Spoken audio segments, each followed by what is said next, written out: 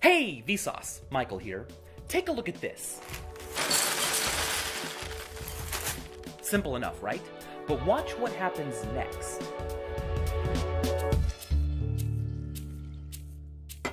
Okay, what the heck is this thing?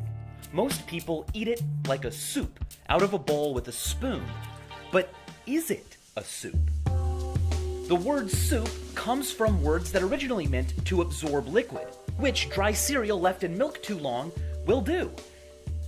But words change. What if cereal is actually a type of salad, and milk is just a dressing? Or maybe dry cereal is the actual meal, and milk is just a condiment or a coating.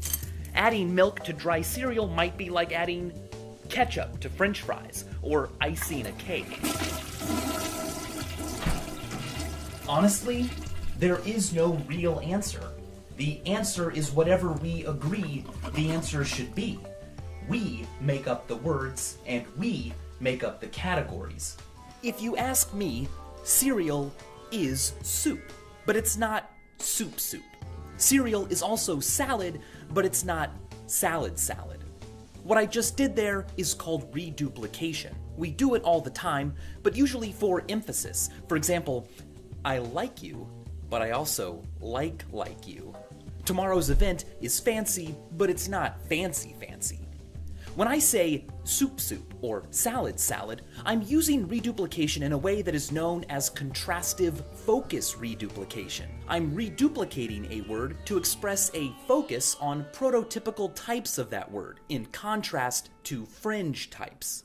A Caesar or vegetable are more prototypical types of salad than, say, potato, taco, fruit, or a bowl of cereal with milk. The increasing progress of technology forces us to contrastively focus reduplicate more and more often. For example, now when talking about a book, you might need to clarify whether it is an e-book or a book, the original physical paper type. The phrase paper book is a retronym, a modification to an old word made necessary by the advent and popularization of something new. Before movies with sound came along, silent movies were just called movies. Before voicemail and email, snail mail was just mail. And before mobile phones, your landline or home phone was simply a phone, or in many cases, just the phone. This is Morse code for a smiley face emoticon. It's a happy beat. The eyes of the emoticon are a colon, which up until as recently as the middle of the 1900s was often used with a dash to represent a pause. It was an especially helpful direction to people reading text out loud. It was used all over the place, in personal letters and all over America's Declaration of Independence. You may also notice that it looks a little bit anatomical. The Oxford English Dictionary has a name for this punctuation mark, and that name is the dog's bollocks. In other words, dog balls. Although other emoticons were definitely used earlier, as far as official dictionary entries are concerned, the very first emoticon with an official name was an emoticon for a willy. This also means that America's Declaration of Independence is, punctuation-wise, covered in dog wieners. 9 of them, to be exact. Now, what I'm about to do is called drawing. When I am finished, what I have created is called a drawing. But it's finished. Shouldn't it be called a drawn? A similar version of this problem is often attributed to Stephen Wright. Why are they called buildings if they are finished? Shouldn't they be called builts? What's really going on here is a phenomenon known as verbal nouns. A noun formed from a verb. It's often easier to nounify a verb than to just use lots of words. Why call this a structure resulting from the act of building when you could just call it a building? Where does the word nickname come from? Did a guy named Nicholas one day decide everyone could call him Nick, and in doing so create a literal nickname? No.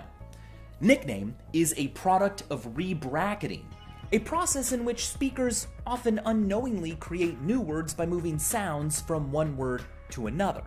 For instance, the English word alligator is a corruption of the Spanish el lagarto, the lizard. El lagarto, alligator. Eek used to mean also, as in you could have a name and you could have another name that was also your name, your eek name. Nickname. Here's another funny thing about language. If you are noisy in class, you are disrupting class. But if you sit around silently paying attention, are you rupting class? You can be disgruntled, but can you ever be gruntled? Words that would seem to have a related word but actually do not are called unpaired words.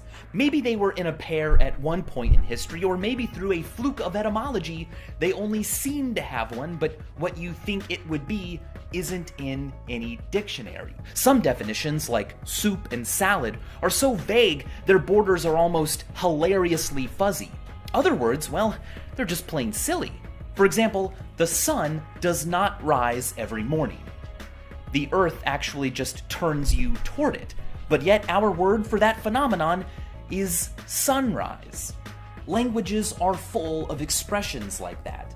George Steiner wrote colorfully about this, saying, "The accelerando of the sciences and of technology have beggared both the reach and veracity of natural language.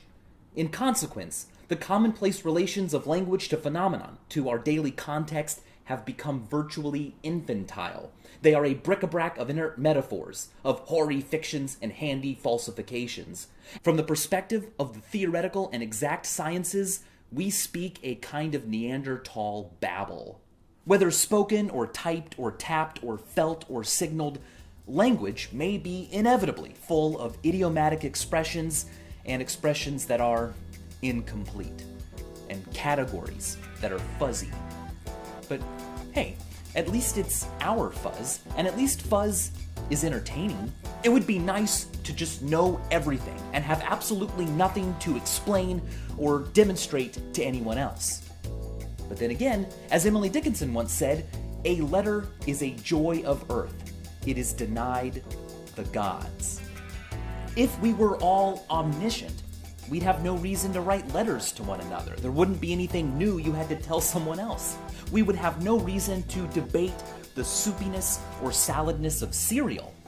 No reason to wonder, no reason to read or to watch. I'd have no reason to say, and as always, thanks for watching.